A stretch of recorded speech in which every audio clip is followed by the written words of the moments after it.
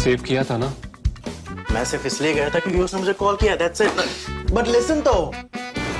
Save it for someone else. जिंदगी में save करना जरूरी है, मगर जब बात पैसों की हो, सिर्फ सेविंग से काम नहीं चलेगा। इक्विटी म्यूचुअल फंड्स में इन्वेस्ट कीजिए और अपने सेविंग्स को आगे बढ़ने का मौका दीजिए। Mutual fund investments are subject to market risks. Read all scheme-related documents carefully.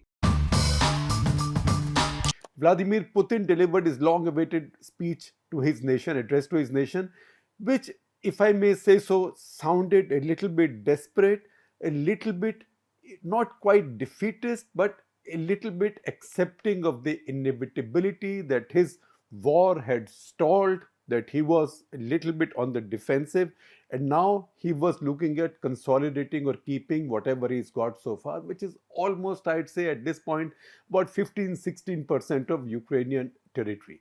So he said that if anybody tries to take this territory from me, then I might launch nuclear weapons against them. So now nuclear weapons have become a defensive weapon to keep what he has. So it's a bit like, if you remember that old song, Mukesh song of self-pity, मुझे तुमसे कुछ ना चाहिए, मुझे मेरे ही हाल पे छोड़ दो. I think it was a 1959 film, Raj Kapoor film. The lyrics were written by my favorite lyricist of all times, Shailendra. So at one level, it almost sounds like Putin, if not wallowing in self-pity, but basically suing for peace on his own terms, saying that let's stop the war here. जो तेरा है वो तेरा है, जो मेरा है वो मेरा है. So whatever I've got, let me keep it. Unlikely that Ukrainians will let him do it, but more importantly, unlikely that Ukraine's backers, that is the Western powers, particularly the US and other countries in Europe, will let him keep it this way. So they will keep building the pressure on him. Now, in that situation, does Putin have any cards left? All right, he talked about, he threatened the use of nuclear weapons. So while he is held out in nuclear threat, we know that nuclear weapons are never to be used. We know that it happened once in the history of humankind, but not again. Because if you use nuclear weapons, the consequences are terrible, of course, for your victim, the enemy, the adversary, who you use nuclear weapons against, but also for yourself and for your people, because his world is not going to be looking silently at any country today that uses nuclear weapons. On the other, least of all, on a country which is for all practical purposes is a NATO and US protectee, that is Ukraine. So leave that aside. If you leave that aside, does Putin still have some weapons left? So you might remember that some time back, maybe 4 or 5 months back, we had an episode of Cut the Clutter, which had talked about a debate which had emerged in the Western media about Putin using two generals in his armed forces, General Oil and General Food Grain. What happened was, as the war started and as Black Sea got blocked, so first of all, in any case, because of the sanctions and the war and the disruptions, global oil prices went up, crude oil prices went up. Now they moderated a little bit, but they're still on the very high side. But they moderated. Gas prices went up. And then the sanctions started, particularly on the Russian banking system, etc. That created big problems around the world. So one weapon in Putin's arsenal was General Oil. So unless you let me have my way in Ukraine, minus the sanctions, without the sanctions, be prepared to pay the price in terms of very expensive oil. So that was General Oil.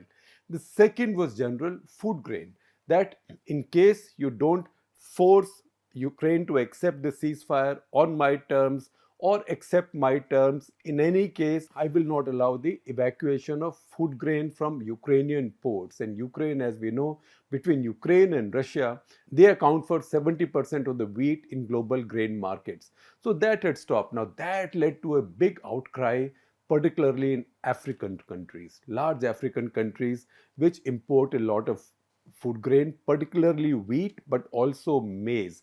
And they need that really badly because they are really short, and it would have been impossible for other countries to make up for it. India used to sell some wheat overseas, but last year India's harvest also, particularly in Punjab and Haryana, because of the early onset of summer, had not been that good. So there was a global shortage. Finally, because of this global public opinion, Russians had to relent. So through a three-way agreement between Russia, Ukraine, and Turkey, this grain started going out. Turkey, why? One, because Turkey is the world's most consummate mediator right now, particularly in the Eurasian region.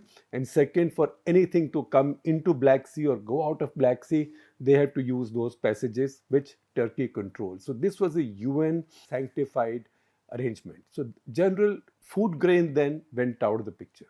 General oil remains in the picture, but once again, it would have looked like the world's getting used to it, and maybe in the course of time, the world will get more used to it because alternatives are emerging, other sources are becoming available. But you know what? Oil and gas are global commodities. They are global commodities. So people, maybe Qatar, Senegal, Ghana, many of the other countries which have natural gas, Australia, they may be able to fill in for the shortages coming out of Russia, but they will not give you at the same price as before. So this is a global commodity, prices go up. So that is one situation. That problem is not gone. That problem is going to get worse now. And that's where Putin is looking at the most successful Russian general in the history of modern warfare. When we say modern warfare, we go as far back as to Napoleon's times. And that is the third general which has as yet never failed the Russians. And that is General Winter. Now, General Winter is this deep, long Russian winter. That is the old term. That is where invading forces, Napoleon, Hitler, etc., they get stuck, their supply lines get stretched, and their troops find it difficult to deal with that cold weather, etc., etc. And then when the winter starts to lift and sort of the spring begins to come in, that's when the snows melt. So there's piles of snows that melts, and that leads to the creation of heavy mud. And that is where armed forces columns get stuck. So that mud is also sometimes called Rasputista. And that's how the biggest armies, the most successful armies against the most brilliant generals have been defeated in Russia. Now, Russian winter, you might say, okay, this is in Ukraine. So Ukrainians are as used to the Russian winter as the Russians are because it's the same landscape. Right? If anything, because Russians are invaders, they will suffer in Ukraine because of the winter and Rasputista, because it is their supply lines that are stressed. So we are not talking about the battlefield there. The battlefield for Putin, for Ukraine, is not in Ukraine. It's all over the world, but particularly in Europe, because it's much tougher for him to break America's will. It's much tougher for him to break the rest of the world's will, because if his instrument was food grain, that is unworkable, because Russia also is deeply caring or deeply concerned about its own image in Africa and also in parts of Asia. So Russians are not going to push the food grain issue that hard, but gas is something else. And this is when winter is setting in Europe. And that's what makes the availability of a 21st century general winter to Putin.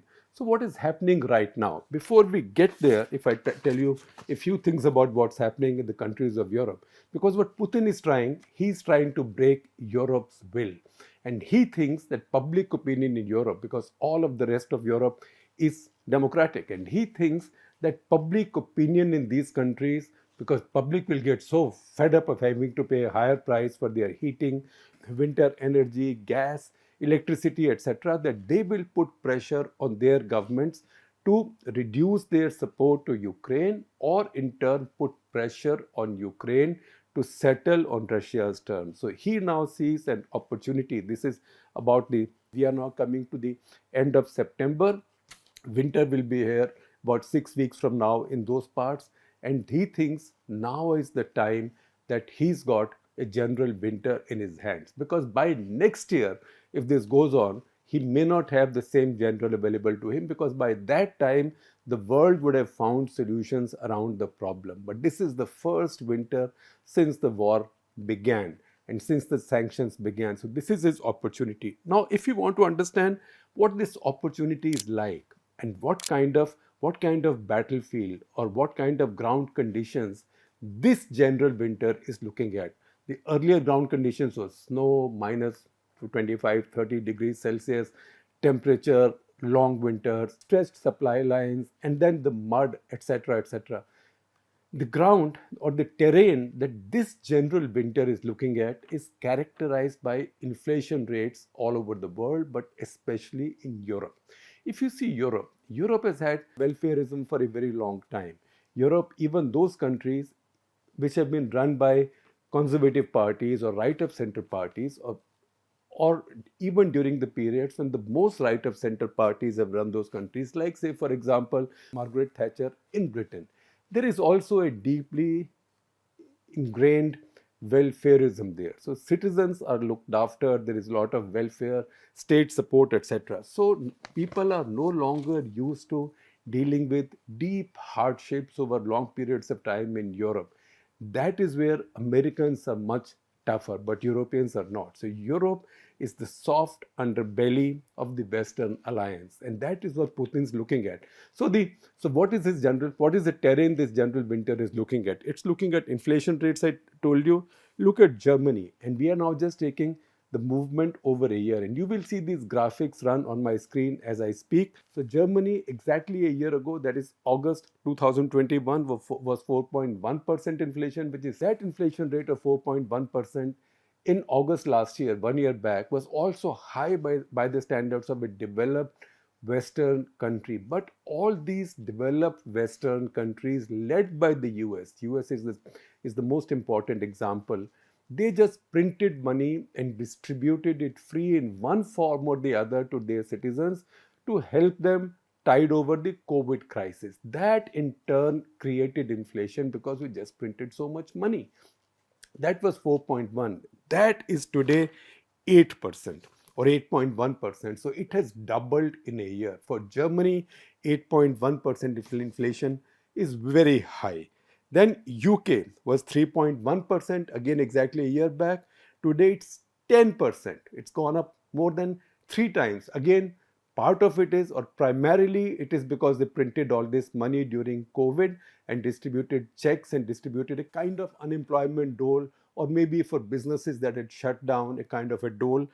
But also now because food prices and energy prices are going up. So you've seen Germany, you've seen Britain, others are no better. France 2.2 to 5.9, almost 3 times. So 5.9 would today look like moderate inflation by today's standards, inflation standards in the world. But still, it's 3 times of what it was last year in France. In Spain, it was 4% last year. At this time, it's 10.5% now.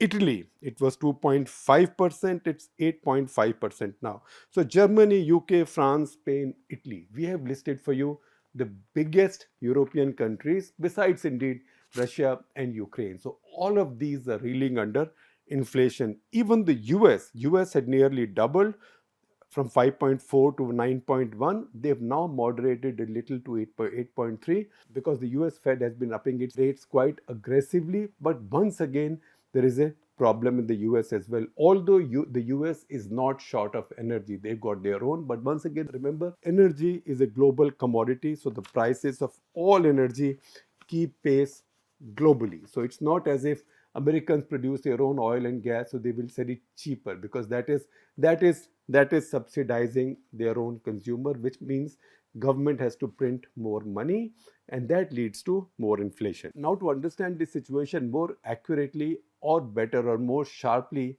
we have to understand the explosive mix that this inflation rate, already quite high and rising, this inflation rate, a lot of distress with the lower middle classes, with the middle classes, and definitely with the poor, that combined with high energy prices, what an explosive mix this is now.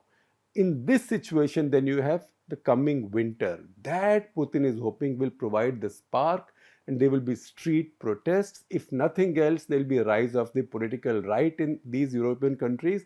And in these European countries, by and large, the political right is pro-Russia or pro-Putin. Now, if you look at fuel prices, essentially gas prices, natural gas prices in Germany, Italy, Britain, the Netherlands, Gas prices are already 210% up since the war began. In Germany, things are now so difficult that German government, Olaf Scholz's government, is thinking about putting a lot of people under housing welfare so their needs could be looked after at a minimal basis by the state, because they think they'll not be able to survive on their meager incomes with these rising energy costs.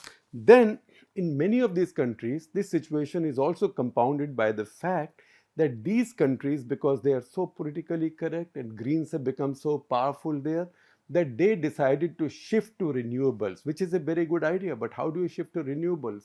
It's more expensive. You have to invest more in renewable energy. You have to incentivize people to build renewable energy. Also, European countries don't quite have the sunshine benefit or sunshine advantage that countries like ours have, with many, many months of full sunshine in a year. So it's been quite expensive for European countries to make this shift to renewables. For that shift, they've raised money by making energy more expensive for their citizens. So energy already was expensive in these countries, and now it's becoming even more expensive. It had been made expensive because of higher tariffs to fund the shift to renewables, and now it becomes worse. And that is why we are now seeing these very, very fraught statements coming out of the governments in Europe. For example, German Interior Minister Nancy Faeser, she's been quoted as saying, and I quote, "Enemies of democracy are just uniting to abuse the crisis to spread doomsday fantasies, fear, and uncertainty." Now, that fear will become more and more real as the winter comes in and gas prices and energy prices start going up. Now, the situation in Europe is such that it looks like, on all estimates, that by this winter, most households, most middle class households, will be spending 20 to 30% of their monthly expense only on energy, because in the winter, in extreme cold weather and extremely dark weather, because you get so little of sunlight, you need to consume a lot of energy to keep yourselves warm and to give yourselves a healthy working environment. Now, what can Europe do in the long run? Now, long run is very far, because in the long run, the old line is that we'll be all dead, or maybe in the long run, all our problems will be solved. So you see Europeans who are brave, for example, Ursula von der Leyen, who's the European Commission president. She says, look, we don't have to worry so much about the Russian gas. Our dependence on Russian gas was 40%, now it's down to 9%. European leaders are going to Algeria, Qatar, Senegal, Congo, Canada, etc., looking for gas. But once again, the issue is the same, that even if they get the gas from there, even if they've shifted from 40% Russian gas to 6%, from some place the remaining 35% will come, and that will cost according to international prices. So once so much of the Russian gas is out of the markets, global prices will continue to be up. Now, there are lots of things which are being done symbolically. Eiffel Tower, for example, used to be lit till 1 a.m. Now it switches off lights at 11:45. How much power it saves, I don't know. But the fact is, it's a symbolic message. Politicians also like to do messaging. In Britain, it's now being estimated that things will get so bad this winter that 1 in 4 households may decide not to heat their homes. Now, which is terrible in British winter. How people will manage that, you can imagine, and how irritated and how upset people will be with that. In other parts of Europe, especially Germany, and I'll share a story from the Washington Post with you, please see it. Look at the run on firewood. Suddenly people are talking of firewood. Firewood prices have gone up. Coal prices had gone up already. Now firewood prices are going up. Suddenly chimney sweeps are in demand. So chimney sweeps are being summoned to clean up chimneys that people haven't used now for many, many years, to burn wood and coal in there. So that lead to more pollution, more carbon dioxide emissions. So once again, think of the stupidity of this idea of shutting down nuclear power plants, which in Europe have been completely safe, where neighbors of Germany are successfully running nuclear power plants, notably France. But the Germany shuts it down under the pressure from the Greens, and then people run firewood. In fact, in Germany, there are stories of firewood being stolen by the truckload from its forests as well. So this is a kind of a desperate situation. at a popular level. So I see a lot of commentary saying that this can be a situation of winter rages when tens of thousands of people come out on the streets to protest, which is just what Vladimir Putin wants to see. Now, everybody is getting worried about this situation. Olaf Scholz in Germany, the German chancellor, he said, for example, that I think that people will struggle to cope with this, these rising energy prices. And he said this is becoming a social tinderbox. So he's worried, as every other elected ruling party, elected leader in Western Europe right now. And why would the opposition leaders lose this opportunity? So leader of the center right in Germany, who's the preeminent opposition leader, Friedrich Merz, who's the preeminent opposition leader in Germany of the Christian Democratic Union Party, which is a kind of liberal, conservative, center-right party. So he says, for example, he attacks the ruling party and ruling coalition for shutting down the nuclear power plants under pressure from the green parties, whose votes and whose seats they need to keep this coalition in power. So he says, and I quote, have these Germans actually gone crazy to shut down 3 nuclear plants that would be able to safely supply to 10 million, that is 1 crore households with electricity? 1 crore is a lot of households anyway, but think about it in the context of a small population like Germany. And then he goes on to say that this may please your Green Party base, but it possibly does irrevocable damage. And once again, I'm quoting, it causes, quote, possibly irrevocable damage to Germany's image as a business destination.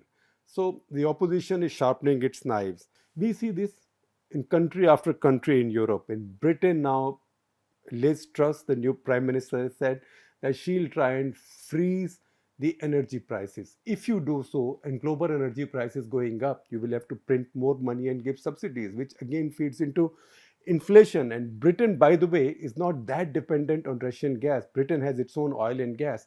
Britain only buys 4%, has been buying 4% of its gas from Russia. But once again, the same problem.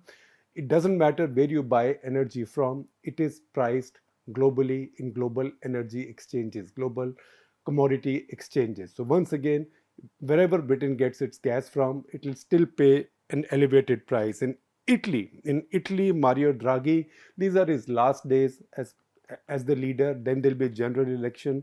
So the country is in a very politicized mood.